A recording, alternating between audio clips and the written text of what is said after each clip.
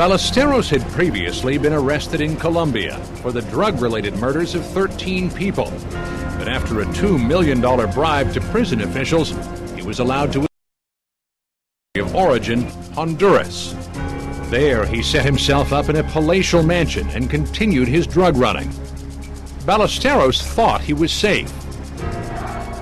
To capture him, the marshals came up with a plan to exploit the unstable political atmosphere in Honduras by pitting one faction of the Honduran military against the other. It was risky. We actually did a sting within a sting. The Honduran government had a lot of corruption at the time. The military couldn't be trusted, so we put a plan together with one unit of the military, and they thought that they were involved. But then we put a second plan together with an elite unit of the military called the Cobras. To keep a close eye on Ballesteros, as well as the Cobras, the marshals inserted an undercover agent, posing as a high-level official in the Honduran military. We had a marshal who sort of infiltrated the underworld down there through contacts and actually got close to Ballesteros. The sting was actually a well-coordinated kidnapping. Just as Ballesteros was returning from his daily jog, the Cobras, using the undercover agent's information, launched a huge airborne raid on his estate.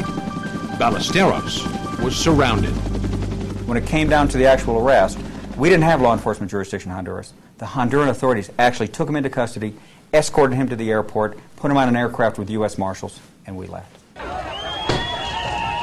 But after the arrest, there was one problem.